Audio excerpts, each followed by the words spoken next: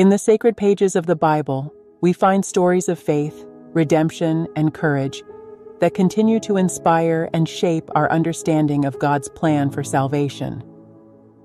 Among these stories, the narrative of Tamar, as recorded in the book of Genesis, stands as a testament to the power of faith and the profound role that one woman played in the lineage of Jesus Christ. Tamar's story unfolds against the backdrop of the ancient land of Canaan, a place filled with patriarchs and matriarchs, where the promises of God were handed down from generation to generation. Tamar, however, was not an Israelite by birth.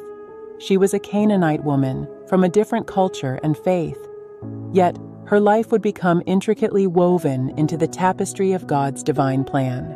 Tamar's journey began with her marriage to Er, the eldest son of Judah, one of the 12 sons of Jacob. This union was intended to fulfill the custom of levirate marriage, a practice that sought to preserve the family lineage in cases where a husband died childless. However, Er's life was tragically cut short, leaving Tamar a widow with no children. She found herself in a precarious and vulnerable position, both culturally and economically. According to the laws of their time, it was Judah's responsibility to ensure that Tamar continued to be cared for and that her husband's family line was preserved. He gave his second son, Onan, to Tamar as her husband in accordance with the practice of levirate marriage. However, Onan's actions were not in alignment with God's plan. He chose to withhold his duty and spilled his seed upon the ground, an act that the Lord considered sinful. As a result, Onan, too, met an untimely death, leaving Tamar bereft for the second time. Tamar's situation was dire. She was now a widow twice over, with no immediate prospects of bearing the child who would secure her place in the family and, ultimately, in God's divine plan. But Tamar was not one to yield to despair. Her unwavering faith in God's promises and a deep determination to fulfill her role in the divine plan fueled her resolve. It was at this pivotal juncture that Tamar took a bold step, one that would be remembered throughout generations. She decided to disguise herself as a veiled prostitute and take her place by the roadside, a plan that was unconventional and daring, to say the least. Judah, her father-in-law, happened upon her, oblivious to her true identity, and solicited her services. Tamar's actions were not motivated by sinful desires, but by an unwavering determination to secure her right to bear children within the lineage of Judah. As a result of their encounter, Tamar became pregnant. Her pregnancy became evident, and the consequences of her actions could no longer be concealed. Tamar was brought before Judah to face the judgment of her father-in-law. It was at this moment that the profound truth of her faith and her role in God's plan was unveiled. Instead of condemning her, Judah recognized his own culpability in the situation. Genesis 38:26, NIV, describes this turning point. Judah recognized them and said, "She is more righteous than I, since I wouldn't give her to my son Shelah," and he did not sleep with her again. Judah's admission of Tamar's righteousness and his acknowledgement of his own shortcomings is a pivotal moment in the story. The culmination of Tamar's faith and courage came with the birth of her twins, Perez and Zerah.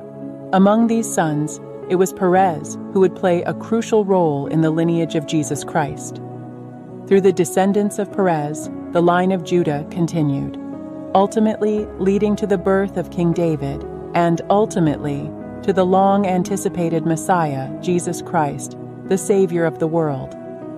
Tamar's story is a powerful illustration of God's ability to bring beauty from brokenness. Her actions were both audacious and unorthodox, but they were motivated by a deep trust in God's promises and an unwavering determination to fulfill her role in His plan. She serves as a testament to the extraordinary power of faith and the profound impact that even the most unlikely individuals can have in the unfolding of God's redemptive story. Tamar's story stands as a reminder that God's plan for salvation is all-encompassing, extending His grace to individuals from diverse backgrounds and walks of life. Her narrative underscores the enduring power of faith and the remarkable ways in which God can work through imperfect choices and complex circumstances to bring about His perfect will. This story, as recorded in Genesis 38, invites us to reflect on the enduring power of faith and God's ability to bring beauty from brokenness. It teaches us to trust in God's sovereign plan, even in the midst of challenging circumstances, and to stand unwaveringly in our faith.